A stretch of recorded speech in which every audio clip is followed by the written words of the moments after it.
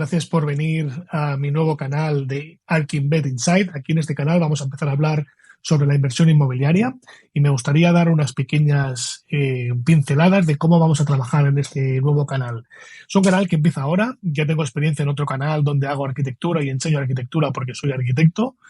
Y me gustaría aquí empezar para trabajar con temas de inversiones porque tengo muchos clientes, tengo muchos amigos que están interesados en invertir, no saben cómo trabajar el tema de las inversiones y me encantaría poder ayudar y dar un poco la explicación, ya que estoy en el sector y trabajo en el sector y me gustaría ser un referente del cual vosotros podáis aprender y podáis entrar en la inversión inmobiliaria en el estado de la Florida, en Miami en particular, que es donde me encuentro.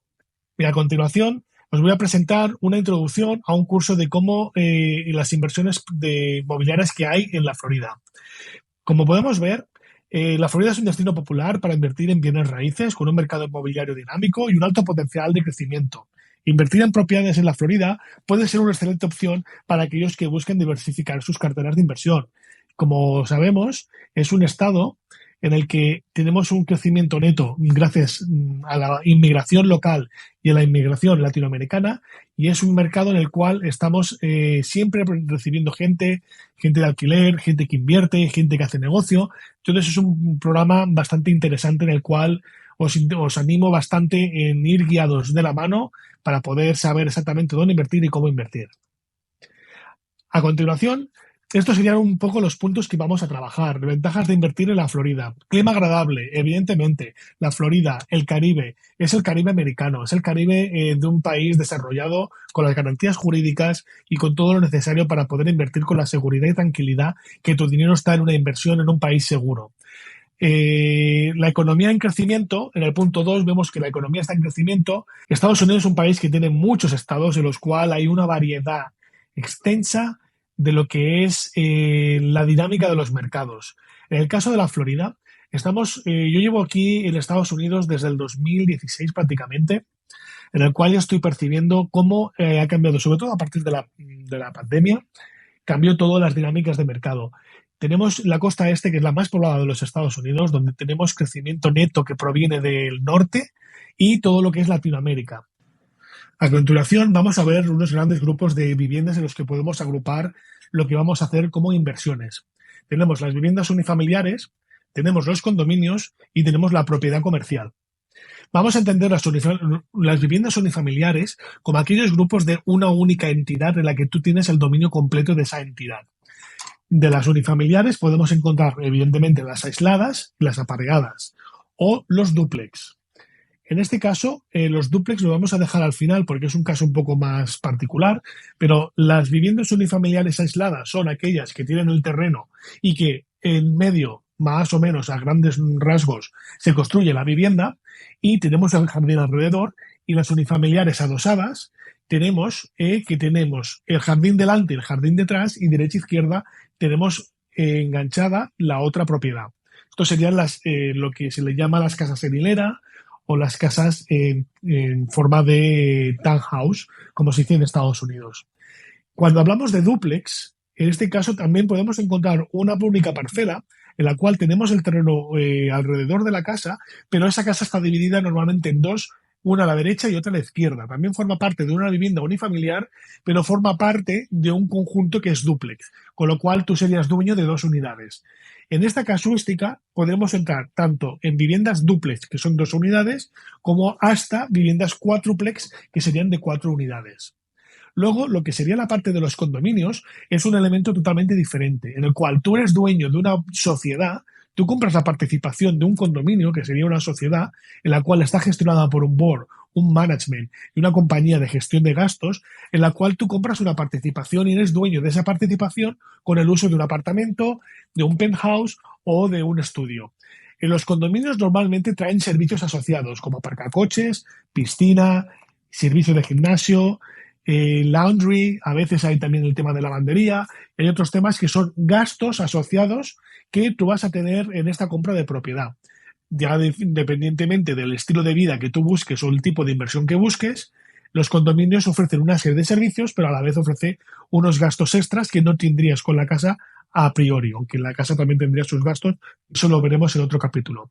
Y lo que sería, por final, la propiedad comercial, que sería la que estaría destinada al servicio del comercio. Puede ser edificio corporativo, puede ser oficina, puede ser un retail, un local en planta baja, etcétera. En este programa, yo personalmente no estoy interesado en este tipo de inversiones porque son las inversiones que van más relacionadas con la dinámica del mercado y las dinámicas de la economía, en la cual yo personalmente no soy tan experto como para poder asesorar en este tipo de inversiones, aunque si hay inversores que quieren invertir en este tipo de propiedad, pues con mucho gusto, evidentemente, se les va a ayudar y se les va a asesorar si necesitan pues un alquiler o necesitan algo para montar su propia empresa. Pero no va a ser un foco de interés en este canal para invertir en propiedad comercial. También tendría que marcar que la propiedad comercial también se podría entender como un condominio. Es decir, se podría hacer un desarrollo, una promoción de lo que sería un condominio y eso se le podría considerar como una propiedad comercial. Pero bueno, son otros temas que ya iríamos particularmente atacando en este mercado. Así como las consideraciones legales y fiscales que tenemos que tener en cuenta, tenemos que ver lo que es el título de la propiedad y los impuestos de la propiedad y las regulaciones de zonificación. Los títulos de propiedad, evidentemente, como su nombre indica, es lo que demuestra que tú eres el propietario de ese bien inmueble. En los Estados Unidos es un sistema en el cual se basa en la cadena de propietarios, en el cual se tiene que ir investigando, o sea, no puedes asegurarte quién es el propietario hasta que tú no tienes clara lo que es la cadena, en cierta manera. Dicho de otra manera, tú cuando compras una propiedad, el agente que se encarga de la investigación de este tipo de propiedades para que no haya fraude, se encarga de ver el propietario anterior, la compra anterior y hasta 5 veces el historial. De esta manera, tú aseguras la cadena de transmisión de ese bien inmueble, en la cual te garantiza que el propietario es el legítimo que el cual puede vender. No existe un registro así como podemos existir en España, que es el registro de la propiedad, en el cual queda registrado el propietario y en este caso ya queda regulado y asegurado, sino que aquí existe esta cadena de propietarios que un abogado o una compañía escrow realiza el estudio para poder asegurar que tú estás comprando realmente al propietario correcto y que en el momento de la transacción de ese título, como no queda bloqueada en ningún organismo oficial, se encargan de hacer la transmisión hasta registrarla en el estado de la Florida. Los impuestos de la propiedad es un tema bastante interesante que hay que tener en cuenta porque afecta mucho lo que sería la inversión. Porque el impuesto de la propiedad, a diferencia de España, aquí tiene un valor muy elevado. Por ejemplo, un apartamento que puede costar alrededor de $200,000 de precio de compra, que será el que se registrará en el estado de la Florida, tiene asociado aproximadamente unos impuestos de la propiedad de $3,500. Como veis, $3,500 repartidos entre los 12 meses del año, estamos poniendo como gasto unos $291 mensuales, que solo es el impuesto de la propiedad. Y en este impuesto de la propiedad, evidentemente, es así de alto porque, a diferencia de otros países, aquí incluye lo que serían los gastos del colegio local del barrio en el cual está ese bien inmueble, lo que sería la policía, lo que serían los bomberos. Todos los servicios que ese barrio te ofrece los estás pagando con estos impuestos. Por eso, en este caso, el impuesto de la propiedad es bastante elevado en comparación con España, porque en España, por experiencia y que todo el mundo conoce, los que sois de España, desconozco en otros países, pero en una vivienda de unos 200.000 euros, aproximadamente el IBI, que es el impuesto del bien inmueble, estaría rondando los 300, 400 euros anuales. Luego, por otro punto, tú estás pagando los servicios de colegio y seguridad, etcétera, pero no lo está pagando la vivienda, lo estás pagando tú con el salario. En este caso, en Estados Unidos y en el estado de la Florida, en este caso, tú estás pagando en tu impuesto de la propiedad todos esos gastos. Por eso, también hay que tener en cuenta a nivel de inversión, porque en función de los barrios, los impuestos son más altos, porque las propiedades también son más altas, pero a la vez sus servicios son mejores. Entonces, cuando tú tienes un producto en el cual está destinado a una familia que quiere educar a sus hijos en sus cercanías, vas a ir a barrios donde que realmente los colegios y todos estos servicios sean mejores porque realmente las propiedades son más altas y están dotando de mayor financiación estos servicios públicos. Por eso también hay que tener muy claro exactamente el objetivo de inversión para focalizar exactamente dónde quieres atacar en el mercado. La regularización de zonificación es un tema bastante interesante. Evidentemente, la ventaja de trabajar con un arquitecto y un realtor en este caso es que evidentemente la zonificación está controlada. En los Estados Unidos y en el caso de Miami tenemos un plan urbanístico que es muy de estilo anglosajón, en donde se orientan las propiedades en función de la zona. Es decir, sí que existen zonas de uso mixto, que son las del downtown y elementos comerciales que pueden ser vías principales de acceso, pero el resto de zonificación puede ser dotado como industrial, como comercial o como residencial. Entonces hay que tener claro exactamente en qué área te estás poniendo, porque evidentemente el mundo va cambiando, la historia va cambiando, y entonces lo que al final acaba pasando es que tienes una zona que puede ser catalogada ahora como residencial, que antiguamente era industrial, por ejemplo, y obtienes que tienes un warehouse o tienes una fábrica, pero que esa inversión puede ser interesante porque tú puedes derribar ese edificio y construir un multifamily. Entonces, eso hay que tenerlo en cuenta porque hay unos cambios y unas dinámicas y unas actualizaciones del plan urbanístico que hay que tener en cuenta. También tan famoso el tema del Airbnb, que todo el mundo considera en Miami, también hay que tener en cuenta porque según la zona urbanística, muchas áreas, y te diría que más o menos el 80% de las áreas de la ciudad de Miami no está permitido el Airbnb por el simple hecho de la zonificación, y hay que tenerlo en cuenta. Entonces es un punto muy interesante para poder trabajar y focalizar exactamente dónde hemos de comprar según lo que estamos buscando a la hora de invertir. Y en esta nueva diapositiva, aquí vemos el proceso de compra de una propiedad. Os he puesto este pequeño esquema para que vayamos familiarizándonos un poco en el proceso de compra, cómo se ejecuta aquí lo que serían las transacciones. Evidentemente, como todo empieza por una búsqueda de las propiedades, tenemos que saber el objetivo, tenemos que saber el presupuesto que disponemos, tenemos que saber exactamente si necesitaremos o no financiación y tenemos que saber exactamente qué exactamente el producto, si es de inversión de medio tiempo, a largo plazo, etcétera, etcétera, en función de las necesidades de cada uno. Porque claro, evidentemente no será lo mismo para invertir, hacer una reforma y luego venderlo, como para invertir, ponerlo adecuadamente si es necesario y dejar una renta estable mínimo de 5 o 10 años para luego tener un beneficio de una revalorización futura en función del bien inmueble. Pero bueno, ahí estaríamos en el tipo de búsqueda en el cual tenemos que ver. ¿Cómo funciona en Estados Unidos? Básicamente, tenéis que tener en cuenta que aquí hay que trabajar con un Sales Associate, que sería lo que es un realtor, un agente de ventas. No es obligado a trabajar con un agente inmobiliario, evidentemente. Esto es un servicio que se ofrece y más ahora con la nueva ley que se ha actualizado en los Estados Unidos, que desde mi punto de vista es una ley muy interesante para el consumidor, lo que hace que es garantiza el servicio y garantiza la relación profesional entre el agente y el usuario, tanto si es vendedor como comprador. Es un punto que estaría bien de explicar para que vosotros lo entendáis, pero al día de hoy, según la nueva regulación, tenemos que firmar un contrato de acuerdo de que te vas a tener un agente que te va a ayudar a la compra, porque aquí en Estados Unidos, o al menos sí, en Estados Unidos, se trabaja con dos agentes normalmente. El agente que ayuda al comprador y el agente que ayuda al vendedor, para tener una idea así a nivel general. Entonces, de esta manera, ¿qué hacemos? Si tú tienes un agente de confianza en el que tienes el conocimiento y tienes la garantía de que te está buscando algo de lo que tú realmente necesitas, estás pagando un servicio. Entonces, este servicio es el que este agente inmobiliario tiene acceso a una serie de carteras, tiene acceso a una serie de eventos, tiene acceso a un MLS, que es el Multiple Listing System, que es donde todos los agentes, los brokers y todo lo que es el mercado inmobiliario dentro de lo que serían las agencias inmobiliarias, todos tenemos acceso a las mismas carteras. Pero ahí dentro es a nivel interno como los agentes nos comunicamos para empezar a trabajar y negociar las ofertas con los futuros vendedores. Entonces es un tema un poco complejo, pero está bastante bien organizado y profesionalizado. Entonces es un tema bastante interesante, por eso me gusta este tema, porque está muy relacionado con la arquitectura, que es lo que principalmente me dedico, pero en realidad es la parte más interesante porque tienes una guía, una persona que te está guiando al proceso de compra. Entonces, de esta manera, tú te sientes acompañado, sabes exactamente lo que estás comprando, el agente te informa de lo que tiene esa propiedad, su zonificación, las características de la vivienda, te explica exactamente cómo funciona el proceso y te ayuda y te orienta hasta el proceso final de la venta. A continuación tenemos las ofertas.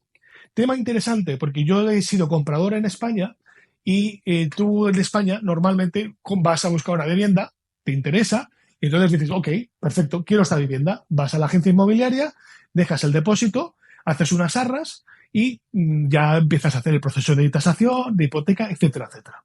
Aquí no funciona bien así, porque el mercado inmobiliario, dentro de que está considerado como ilíquido, porque no es un elemento en el cual tú la inversión la puedes disponer al momento, en realidad, desde mi punto de vista, veniendo de España, tienes un mercado bastante líquido para ser inmobiliario.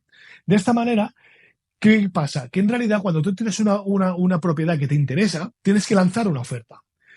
El 90% de las situaciones, esta oferta siempre tiene a alguien. Siempre hay alguien que está comprando, siempre hay alguien que quiere vender, siempre hay alguien que ha entregado una oferta, siempre hay alguien que está negociando otra oferta. Entonces entras en una subasta. Entonces en ese momento tú tienes que saber y tienes que estar bien orientado cuál es el precio de venta, cuál es el precio máximo que tú estás dispuesto a pagar y sabiendo, según el momento del mercado, si esa oferta es alta o es baja. Porque, por desgracia, estamos en un mercado en el cual el capital se mueve de una manera muy rápida. Existen muchos compradores que son compradores en efectivo, cash buyer, y están pagando más de lo que vale la propiedad con el simple hecho de poder asegurarte la compra. Entonces aquí al final tienes la sensación de que estás pagando más, pero es que en realidad tienes que analizar y ver que tienes que tener en cuenta que dependiendo de la oferta y la demanda, tendrás que subir el precio o tendrás que trabajar con otros competidores. Entonces, por eso se lanza aquí lo que sería la oferta.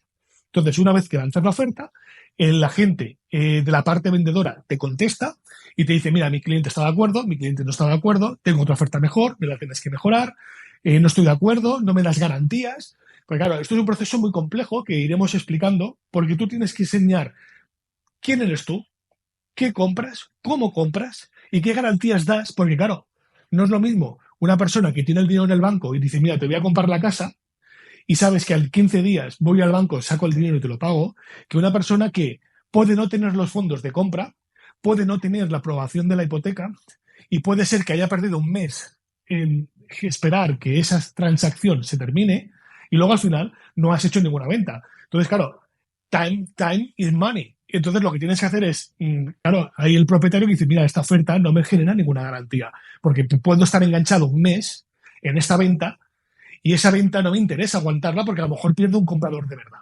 Por eso hay la gran importancia de trabajar con agente, porque el que vende tienes la asesoría y el control de esa documentación que te están entregando y el que compra sabe perfectamente en qué condiciones está lo que estás comprando. Entonces hay esa negociación entre profesionales en el cual tú tienes que trabajar este tema. Entonces es un tema interesante y es bastante complejo y sobre todo cuando estás invirtiendo en otro país, qué mejor que ir acompañado de una persona que te oriente. Entonces, bueno, ahí está la gran importancia de trabajar con un agente inmobiliario.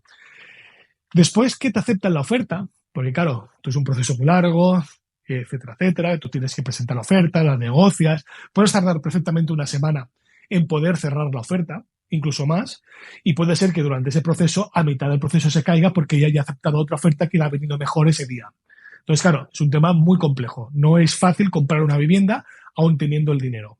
Entonces, cuando ya tienes esa oferta aceptada, lo que haces es ya un proceso de inspecciones. Tienes que saber la línea de propiedades, tienes que saber el estado de la propiedad, tienes que hacer la tasación, si necesitas un banco, tienes que mirar cuánto vale el seguro de la propiedad, porque si tienes que hipotecar te van a obligar a asegurar la propiedad, tienes que mirar que está el cargo de pagos, que ha pagado sus impuestos, etcétera, etcétera. Claro, en este proceso, el agente inmobiliario trabaja normalmente con una oficina que se llama escrow agent.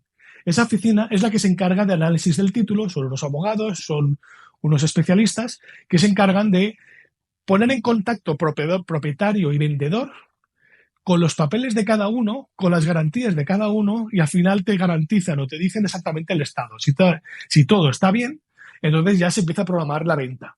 Entonces, normalmente es un proceso que acostumbra a ser de entre un mes y 45 días. Con lo cual, si tú compras el día 1 de enero, hasta bien, la mitad de marzo, tú no vas a ser propietario de esa propiedad. Entonces, el escrow agent es el que gestiona todos los pagos relacionados que hay, los pagos con las hipotecas, porque aquí es curioso, porque tú pagas el dinero al escrow agent y el escrow agent es el que se encarga luego de repartir en función de los gastos que se genera una especie de documento que es el closing cost, y ahí sale el comprador y el vendedor, cada uno lo que está asumiendo y lo que paga cada uno en el momento y la transacción final. Es un documento bastante complejo, es muy extenso de ver, pero eso se encarga de una oficina que te garantiza también te recomienda, y normalmente se hace, un seguro de la propiedad para asegurar que toda esta transacción es correcta, porque yo me he encontrado personalmente en un caso que mi cliente compró un lote para construir una casa y ese lote aparecí yo también en el Miami Magazine, que ese lote se había vendido de manera ilegal a un developer y que yo era el arquitecto de ese developer y el developer había comprado un lote ilegal, en lo cual era una transacción de fraude. Entonces se pudo, con los seguros y con todos estos requerimientos que se hacen para poder analizar, realmente te aseguras que te devuelven el dinero está en unas manos como en España se llama albacea, un depositador legal, en el cual te aseguras que la transacción es legal y se revuelve todo y todo se restaura. Pero casualmente, yo viniendo de otro país, me he encontrado en una situación en la que ha habido un fraude en una transacción e incluso ha salido en el medio de Miami Magazine. Y luego al final, pues bueno, lo que pone aquí en la diapositiva, la financiación y el cierre. Es lo que he hablado.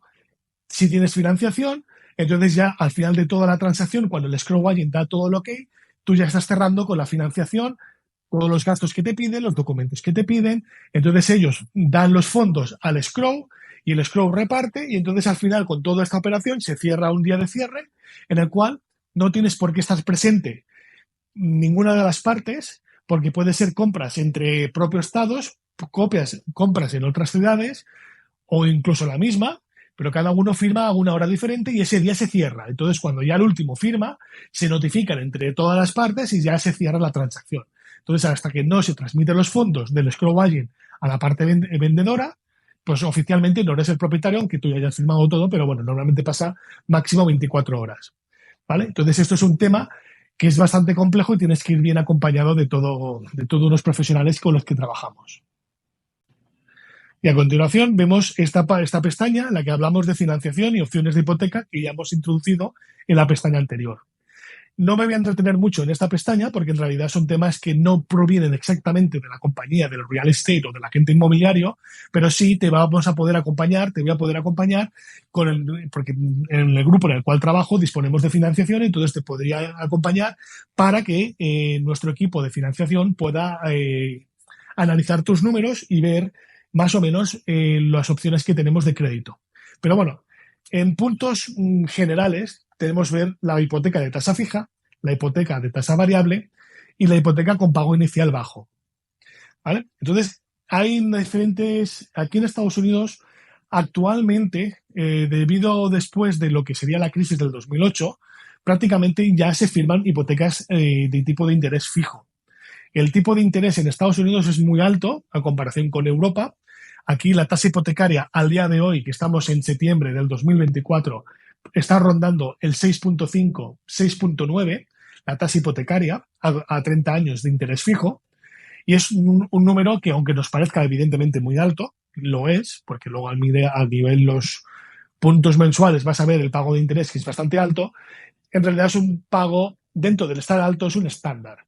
La media de financiación siempre ha estado en el 4, 4,5. En la pandemia estuvo en el 2, 2,5 y ahora se puso con el tema de la inflación, pues subimos al punto de llegar al 7,5, incluso el 8.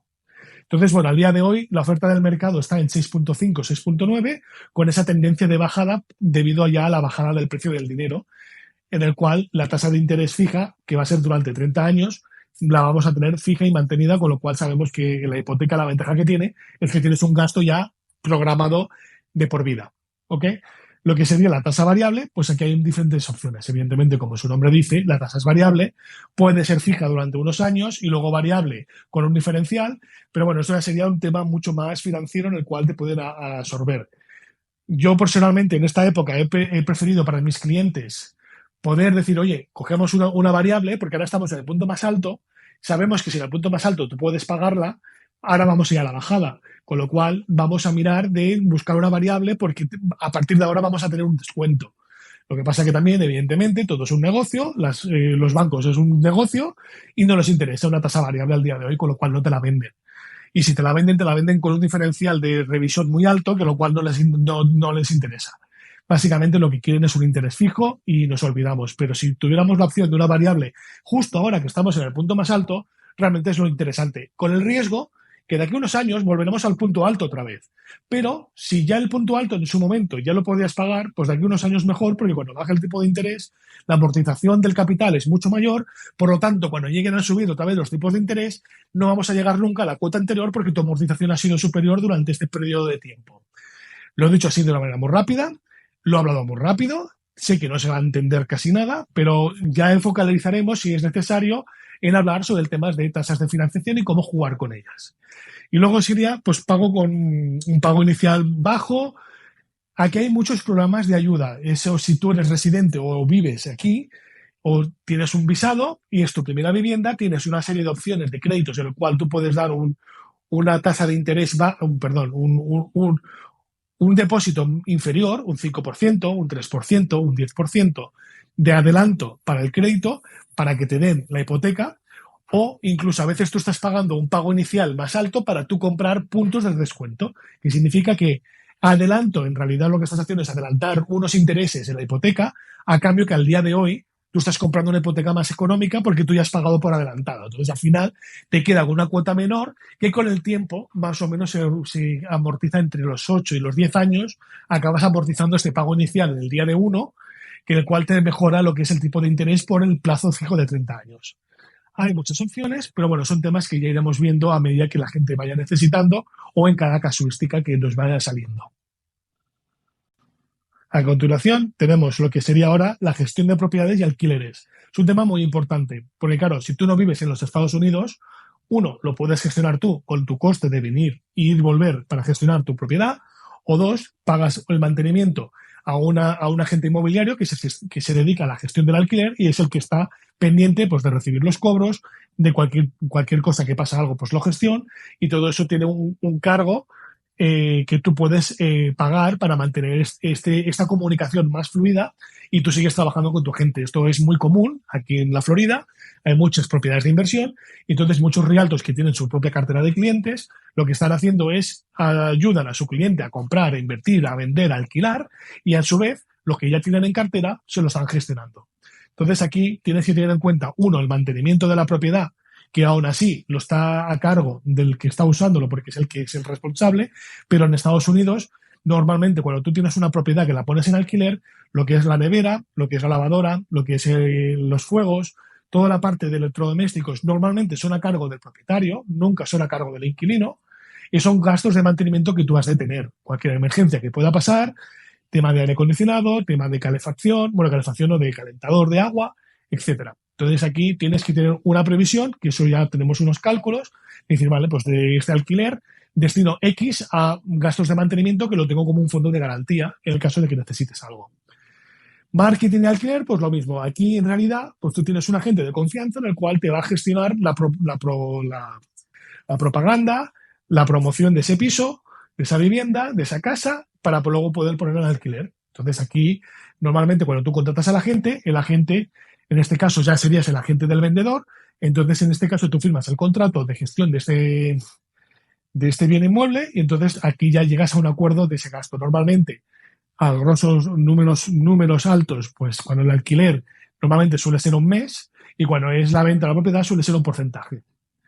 Y cuando viene el punto 3 que tenemos aquí de gestión de inquilinos, es lo que he comentado desde el principio. Si tú quieres que esta gestión de inquilinos te la siga haciendo tu realtor o tu agente inmobiliario, pues normalmente pagas un fee mensual de lo que es la renta y sobre ese fee mensual se encarga de gestionar, de que te cobren, de trasladarte el dinero y que estar pendiente y que si el inquilino llama, pues eres tú el responsable de tener esa primera comunicación y de gestionar todo porque estás en tu campo.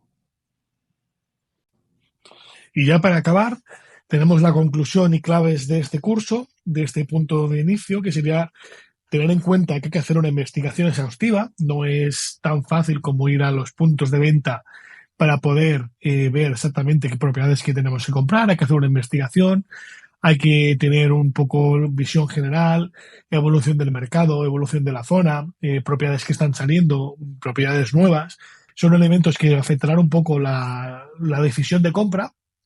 Tener un presupuesto realista, hay que tener en cuenta no solo que puedas comprar la vivienda, sino que puedas mantenerla o que en el caso de alquiler te salga rentable o que tú sepas asumir ese coste extra que va a tener esa vivienda durante un tiempo.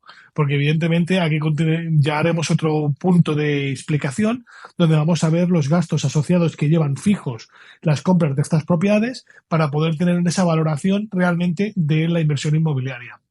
Asesoramiento profesional, recomendación o siempre de tener un agente que te pueda ayudar, asesorar, explicar y guiar en todo el proceso de compra y de inversión, y sobre todo hay que tener paciencia y perseverancia. No es fácil comprar. Una vez que se encuentra la propiedad, no es fácil comprarla.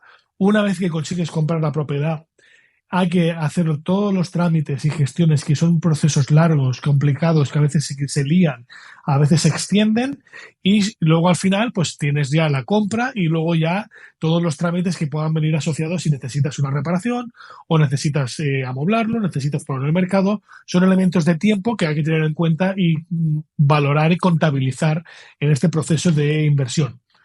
Así que de momento, gracias por el contenido de hoy. Si te ha gustado, dale un like, suscríbete al canal y espero que puedas decirme en tus comentarios qué puntos te interesaría trabajar para ir trabajando en estos puntos, porque a partir de ahora vamos a empezar a hacer estos cursos de compra, cursos de inversión, para que os pueda guiar y podamos ir trabajando juntos esta fase.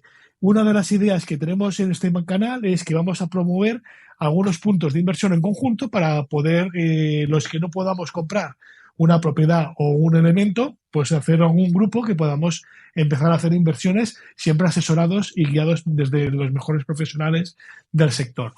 Gracias a todos, espero que os haya gustado y espero veros pronto. Gracias, hasta luego.